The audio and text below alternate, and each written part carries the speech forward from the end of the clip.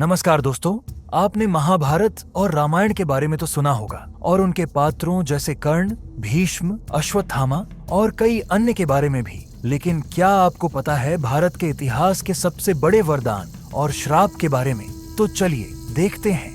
संस्कार ही हमारी पहचान, भक्ति ही हमारा आधार। सब्सक्राइब करें भक्ति सागर ओरिजिनल।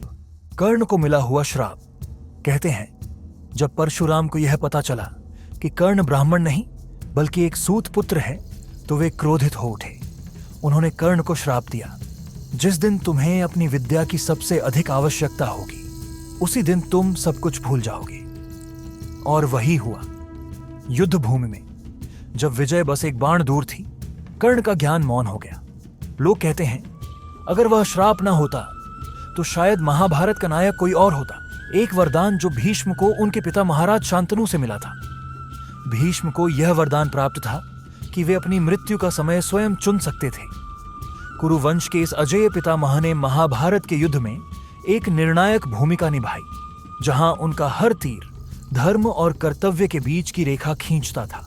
जब उन्होंने शरशैया पर अपने प्राण त्यागने का समय चुना तो सूर्य भी ठहर गया उस महान आत्मा के अंतिम प्रणाम के लिए। त्रिशंकु को मिला श्राप, जो भारत के इतिहास में बहुत प्रसिद्ध है। एक राजा जिसकी इच्छा थी स्वर्ग को अपने शरीर सहित प्राप्त करने की, पर जब देवताओं ने उसे प्रवेश से वंचित कर दिया तो आज से विश्वामित्र के तप से वह आकाश में ही ठहर गया, न धरती पर न स्वर्ग में, बस बीचों बीच लटका हुआ।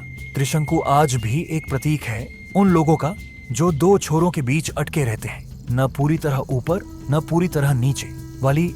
जिसे आप रामायण से जानते होंगे, उस वीर वानर की कहानी कुछ अलग ही है। उसे वरदान मिला था कि जो भी उससे आमने सामने युद्ध करेगा उसकी आधी शक्ति उसी की हो जाएगी। इस वरदान ने उसे अजेय बना दिया था, पर नियति ने कुछ और ही लिखा था। जब भगवान राम ने दूर से एक बाण चलाया तो वही वरदान उसके अंत का कारण बन गया। वाली की कथा हमें सिखाती है कि हर वरदान के भीतर एक छिपा हुआ शाप भी होता है। महाभारत भारत देश के इतिहास का वह पहलू जहां धर्म, कर्म और भाग्य एक ही मंच पर आमने सामने खड़े थे।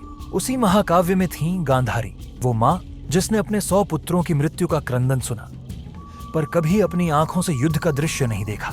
अपने संताप में उन्होंने श्री कृष्ण को दोषी ठहराया और श्राप दिया, जिस प्रकार मेरा वंश नष्ट हुआ वैसे ही तुम्हारा यदुवंश भी इस धरती से लुप्त हो जाएगा। कहते हैं वह श्राप सच हुआ और इसी तरह समाप्त हुई द्वारका की गौरव गाथा, एक माँ के दर्द से जन्मी नियति की कहानी। उसी महाभारत में था शाकुनी, गांधार का राजकुमार, चाल और चतुराई का प्रतीक। उसे वरदान प्राप्त था कि वह किसी भी पासे के खेल का परिणाम अपने अनुसार बदल सकता था।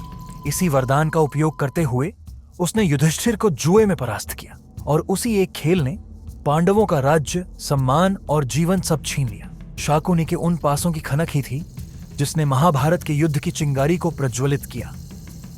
महाभारत के उस भयंकर युद्ध में अश्वत्थामा, द्रोणाचार्य का पुत्र और महावीर वानर जैसा योद्धा, अपनी पराक्रमी वीरता के लिए प्रसिद्ध था।